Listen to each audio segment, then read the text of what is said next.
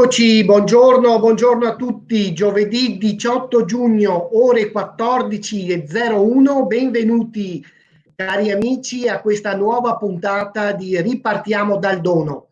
Un appuntamento voluto da Fondazione Banca degli Occhi per incontrare i testimoni del dono, per sentire le loro storie e per farci, perché no, una riflessione sulla cultura e sulla sensibilizzazione alla donazione.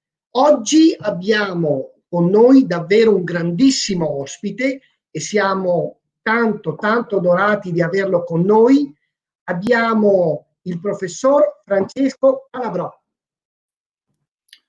Beh, grazie della presentazione, Enrico. Ciao Francesco, ciao, benvenuto, grazie di essere con noi a Ripartiamo dal Dono. Come stai, Francesco? Bene, grazie a Dio.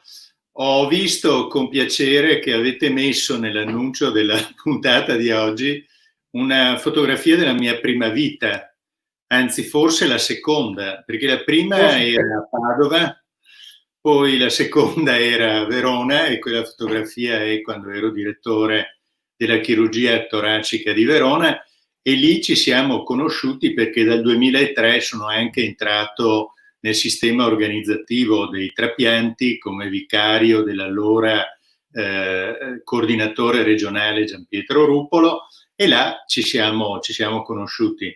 Poi l'altra mia vita è quella di adesso da trapiantato, del 2 giugno del 2013, quindi credo di aver passato tutti questi ruoli. Bene, benvenuto davvero. Sono quindi 17 anni, pensati che ci conosciamo io e te. Esatto. Senti, Francesco, volevo far partire questo dialogo con te da un dato che a me ha molto colpito, leggendo un po' i giornali di questi mesi, cioè il dato che la donazione e i trapianti, in particolare di organi, non si è mai fermata, anzi addirittura, facendo un po' il paragone rispetto all'anno scorso, durante il periodo di emergenza Covid, le donazioni e i trapianti sono aumentati. Ecco, che commento fai a questa notizia? Qual è l'insegnamento che possiamo trarre da questo? Diciamo che più che un insegnamento è una constatazione, devo dire, molto favorevole per quanto ci riguarda, perché questo non è accaduto in tutte le regioni, è accaduto da noi. Allora, già quando ero coordinatore, una delle cose che forse ricorderai, io dicevo sempre, che la forza del sistema sta nella rete. Cosa vuol dire? Vuol dire che nonostante lo sconquasso determinato dall'emergenza del coronavirus, il sistema ha funzionato nel tutelare quelle che sono le specificità, cioè l'attività del coordinatore dei trapianti, l'attività di tutti i coordinatori d'ospedale e delle rianimazioni non è stata, e questa è l'osservazione, così tanto scompaginata da mettere in sofferenza la filiera, chiamiamola, trapiantologica. Allora, questo dato è un dato che deve così portarci a ringraziare al 100% tutti coloro, dagli infermieri a tutte le figure che sono coinvolte in questa attività. Ovviamente nel caso delle fondazioni gli operatori, i tecnici, gli scienziati che lavorano e studiano in questo settore. Quindi la specificità del sistema trapianti ha retto in modo egregio. Questo sì, direi che questo è il messaggio principale. Ma prima tu accennavi un po' alle tue vite e anche ai tuoi ambiti lavorativi. Tu sei stato chirurgo, sei stato trapiantatore, sei stato chirurgo toracico. Che cosa si prova nel ridare, come dire, nel salvare la vita a una persona e ridare la vita alla persona che è in sofferenza e in qualche modo aspetta un dono straordinario? Allora, guarda Enrico, non voglio banalizzare quello che tu stai sottolineando, però io ho cominciato questo lavoro nella mia testa già quando mi sono iscritto a medicina, perché io mi sono iscritto a medicina nel 65 con l'idea che avrei fatto il chirurgo e anche il chirurgo toracico, perché ero rimasto impressionato dalla storia di un chirurgo cardiaco che trapiantava le valvole, uno tra i primi al mondo, che era Renato Donatelli, e mi iscrissi a medicina, però in realtà io volevo fare l'architetto e mi iscrissi a medicina per fare il chirurgo appassionato della tecnica, appassionato delle novità, eccetera. Però per uno al quale piace fare il chirurgo, avere un paziente che ti si affida. Ovviamente un trapianto è l'apice di questo concetto, ma anche per un intervento rutinario è già una grande emozione, perché vederlo risvegliarsi e in buona parte dei casi anche riprendere una vita normale è una soddisfazione che nel caso del trapianto raggiunge il massimo dell'emozione. Cioè, se noi vogliamo paragonare questa sensazione a un'attività sportiva, è come uno che conquista una vetta. Io ricordo il 25 maggio del 95, quando per la prima volta, insieme al professor Sartori, all'allora dottor Rea, attualmente direttore della chirurgia toracica e della più importante sede di trapianto di polmone d'Italia, che è quella di Padova, la mattina dopo eravamo agitatissimi, emozionati, perché avevamo toccato il cielo con un dito. E la sensazione, nel caso del polmone più evidente, è che tu vedi arrivare un organo esangue, senza sangue, pallido nel ghiaccio, e quando hai fatto le anastomosi e vedi che riprende a riempirsi di aria, diventa roseo. Quello è un momento di grande emozione. Quindi si prova emozione, come in qualunque attività che dia una soddisfazione. Certo, e il risultato è come sempre un grande lavoro di squadra, immagino.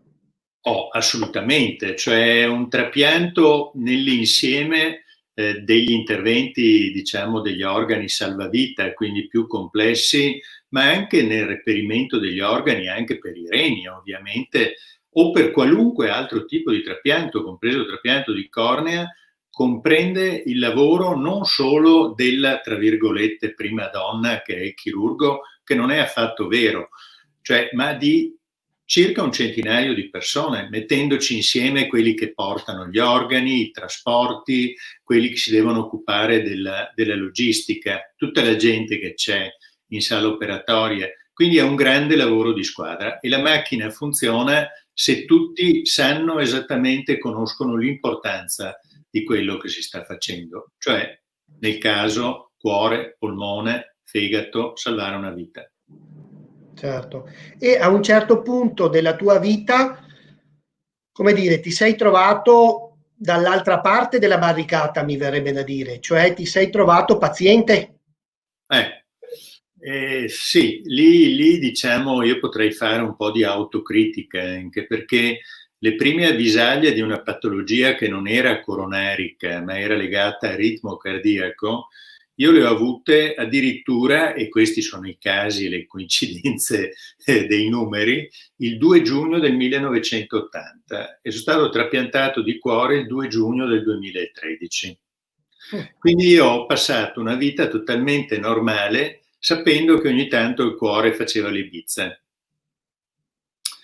Quindi a un certo punto le cose si sono acutizzate, hanno tentato in una sede che non è Padova di fare un piccolo, tra virgolette, intervento per interrompere le catene elettriche capricciose, e lì ho avuto, come capita ai medici, una serie di complicanze infinite, per cui per 10 giorni io sono stato in un altro mondo.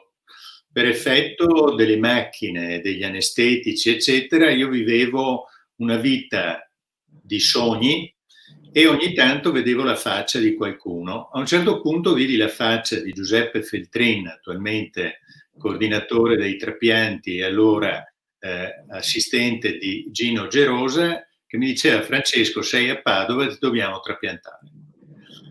Allora, quello che io ho provato in quel periodo da paziente era l'assoluta fiducia nel sistema, e questo è dovuto al fatto che io ci ho sempre lavorato.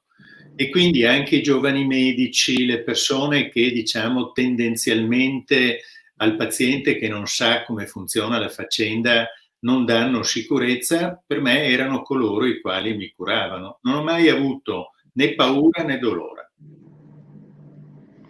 E quando ti sei risvegliato, che cosa hai trovato?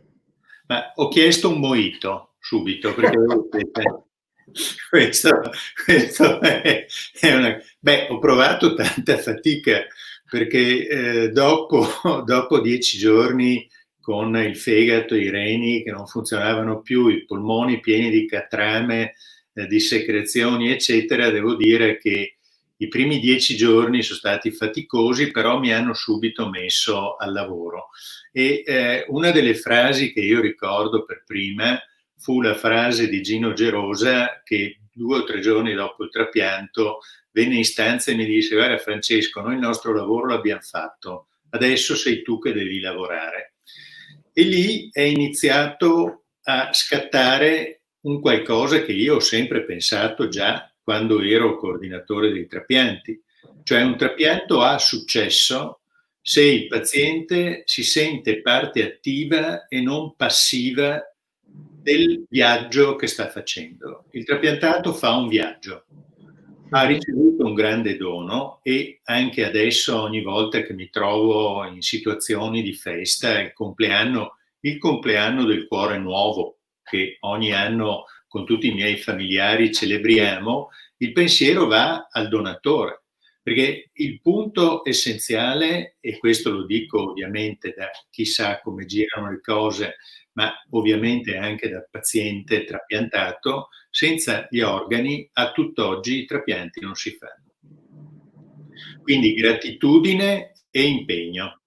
Questi sono i punti fondamentali che un trapiantato deve avere in testa, tenendo presente che il sistema sanitario, grazie a Dio in Italia, eroga questo tipo di prestazioni costosissime.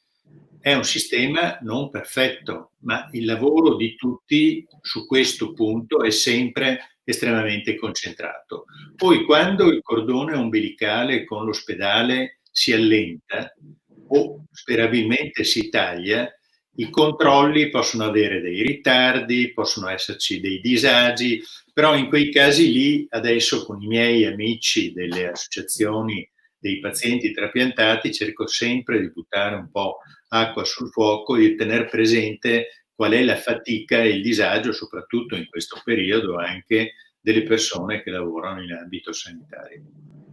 Certo, ricordiamo che tu sei vicepresidente dell'Acti Padova. E anche consulente scientifico dell'Acti Italia, Acti E Nazionale. sei un grande testimonial comunque della cultura del dono, perché come ricordavi tu, non c'è trapianto se non c'è donazione, quindi l'impegno nel sensibilizzare le persone è massimo. Sì, beh, guarda, io approfitto di questa occasione per ricordare come quando sono stato agli Stati Generali della celebrazione della Fondazione del Centro Nazionale di Trapianti e soprattutto della legge 91-99, che è quella che ha regolamentato tutta l'attività trapiantologica, mi hanno girato un filmato, ho partecipato a delle riunioni e poi mi hanno reso ben evidente questo tagliandino, cioè è una campagna che è stata promulgata dal Centro Nazionale Trapianti per le dichiarazioni di volontà. Le dichiarazioni di volontà e di essere favorevoli alla donazione. Ricordiamoci che intanto l'accertamento di morte con criteri neurologici è un dato di assoluta certezza. Io ricordo quando ero coordinatore che ricorrevo a una figura non propriamente così simpatica, ma a quelle bellissimi quadri, illustrazioni del drammatico periodo della Rivoluzione francese, in cui si vedeva la testa dei ghigliottinati dentro un cesto e dall'altra parte il tronco senza testa. Ecco, uno che viene sottoposto a prelievo di organi è un corpo senza testa, perché ci sono tutti i modi oggi, con tutti gli accertamenti e i presidi tecnici per dire quella persona non ha più il cervello. Allora, essere favorevoli alla donazione è importante, però cosa vuol dire?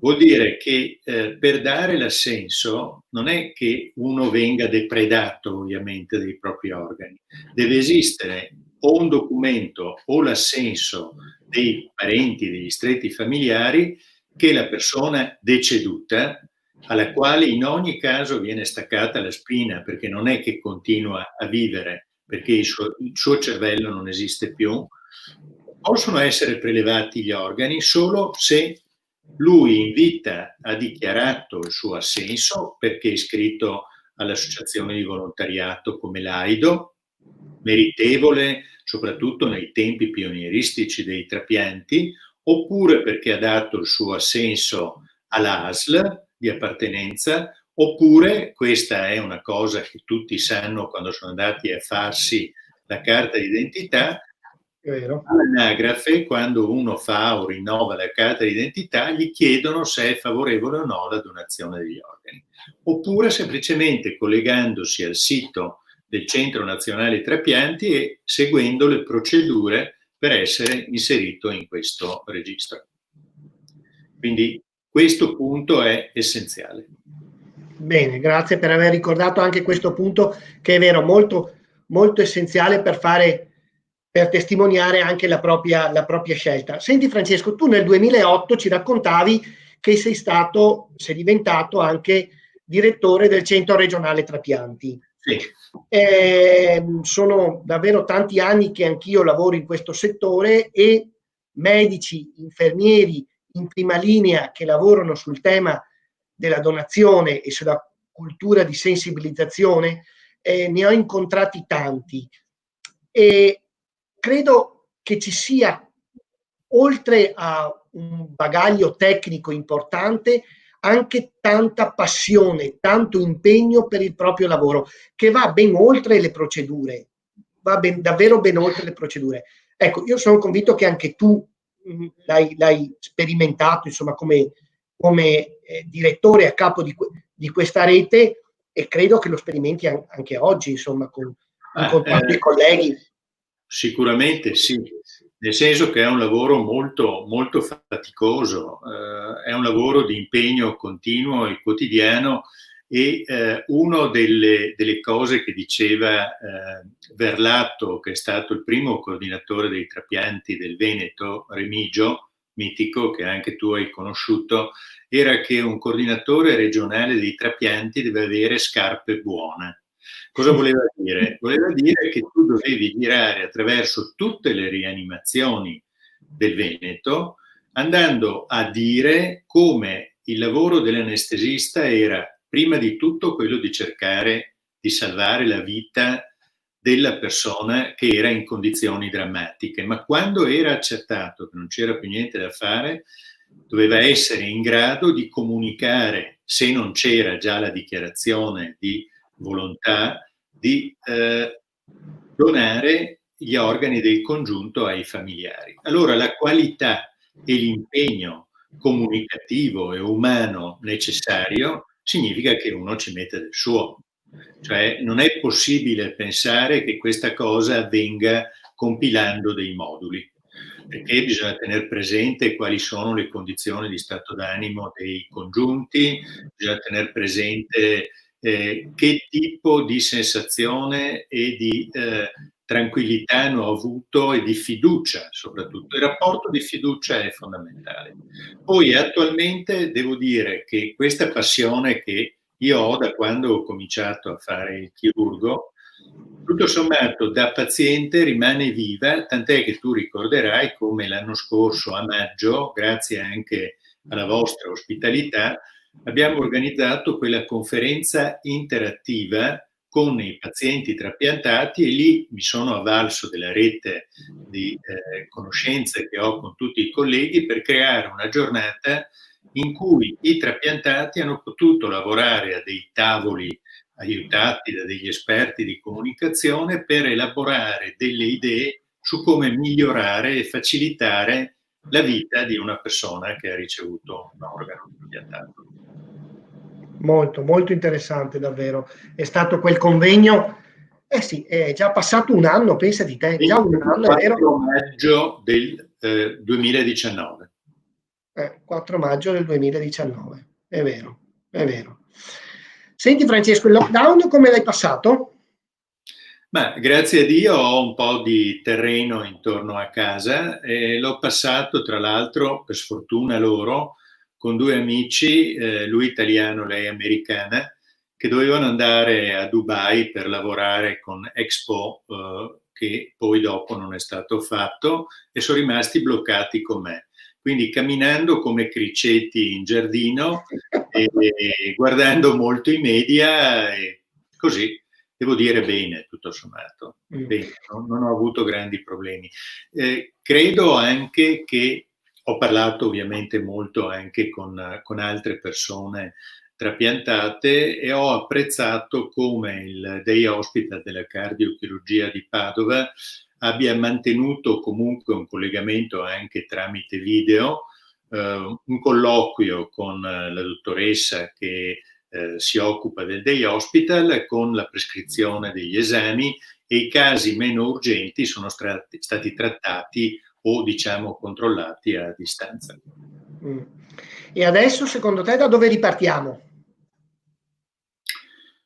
Continuando a seguire quello che è stato fatto finora, rendendoci conto che la sanità non sarà più quella di prima.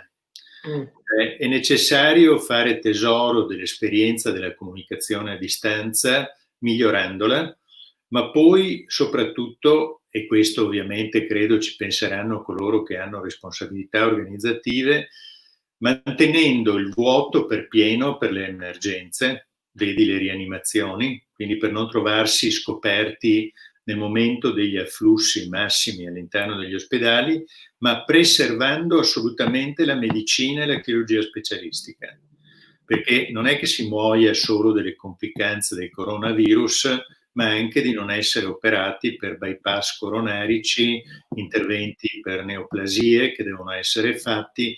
Quindi soprattutto nelle strutture più organizzate ci deve essere un ruolo molto distinto tra luogo e luogo, in modo tale da salvare quella che è la capacità professionale di chi ad esempio sa fare i trapianti. Senti Francesco, noi ne avevamo parlato insieme in una nostra telefonata, tu sei anche nonno. Beh sì, 5 nipoti. E i tuoi nipoti come hanno vissuto questo? Parlavamo un po' della didattica a distanza, cioè del rapporto anche fisico che gli alunni hanno bisogno con gli insegnanti, che in fondo mi viene un po' un paragone un po' come le nostre associazioni, penso all'Actia, all'AIDO, penso anche a noi stessi come fondazione, con i nostri eventi abbiamo bisogno anche del rapporto e del dialogo anche, tra virgolette, fisico con le persone. Ecco, tu come vedi tutto questo sconvolgimento? Allora, io vedo guardando i miei nipoti, esattamente. Allora, uno che è il più muscolare, l'unico maschio su 5, 4 femmine e un maschio, soffriva di non poter giocare a calcio e quindi si sfogava a casa. Hanno tutti avuto genitori molto attenti e capaci di seguirli. Direi che sono usciti bene per come li ho rivisti. Quella che ha sofferto meno è l'ultima nipotina che ha compiuto 10 mesi, che ha avuto il piacere di stare con sua mamma e suo papà per tutto questo periodo.